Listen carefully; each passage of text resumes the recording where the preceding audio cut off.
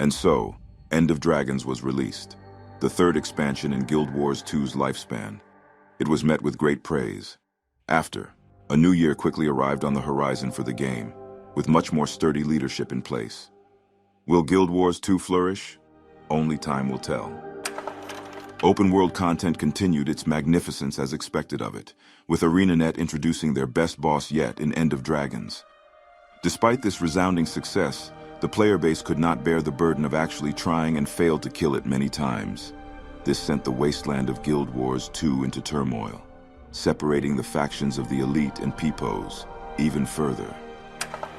Dungeons suffered greatly throughout the years in Guild Wars 2, with the final blow dealt by ArenaNet when they harmed the speedrunning strats of dungeon runners. The dungeon community spends the rest of its days shattered, a mere husk of its former self, with some leaving the wasteland of Guild Wars 2, moving on to greener pastures. The Fractal community held on to what little hope they've had for many years. They nearly lost all hope, with well over 2 years passing since the last Fractal. Recently, though, a small beacon of hope has lit up their life with a new Fractal after all these years. The old friend of many may breathe its last yet. Raids have suffered for many years now. The community gathers together every Monday to rush through their content, holding on to that small hope that a new raid wing will appear once more. Little do they know, it'll never happen. Over 3.5 years have passed since the last drop of the sweet nectar that is raids. They wear their soul away, trying to improve the skill level of the Guild Wars 2 player base, never learning their lesson. There is little to say about Dragon response missions. They lasted for as long as the player base wanted them, which wasn't very much at all. They now sleep the passage of time in a sad little grave along with dungeons. There is no wasteland more toxic than the PvP community. The last few dregs of society waste their days away in this God-forbidden mode. Over the years, many came and went, but nowadays, only the scattered few are left and blood continues to spill across the servers. It's a land where only the good are left to stomp the bad. The World v World community has persisted through many hard times. Their obsession for a game mode where their effort towards winning is not rewarded is considered by many to be insane. It seems in recent times, their patience has finally been rewarded. After being tormented for what seems like an eternity, the gods of ArenaNet are slowly blessing them with alliances. Despite this show of commitment, many sit with bated breath after the damage dealt with time's passing.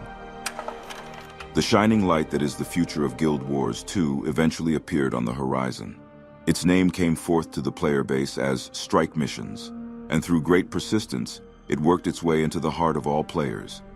The dynamic boss design and mechanics gave birth to one of the greatest fights in the game. A sturdy dragon appeared, giving even the best warriors of the land a tough time. It sits among the rest of the game modes for now, the new toy of the gods at ArenaNet until they are bored once more. Mighty Teapot withers away his time trying to carry the Guild Wars 2 community on his back. Some call his acts insanity, but to the lone wanderer he'll never leave his post until it carries him into the grave. Many consider his efforts to bring the various factions of Guild Wars futile, but he'll soldier on anyway. A true warrior at heart. Sneb entered the ArenaNet Partners program as his triumph. He was finally set free of his putrid headband, and now occupied one of the many spaces among streamers.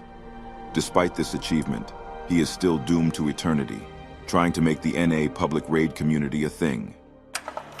Lara settled herself among the Guild Wars 2 streamers just fine. She continues to grow her wholesome section of the Guild Wars community into something worthy to be proud of.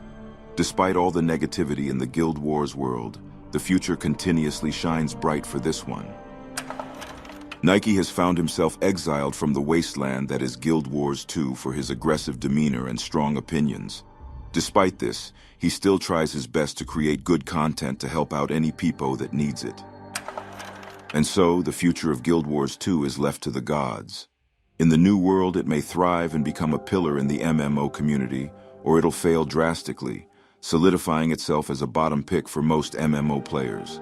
Because Guild Wars never changes.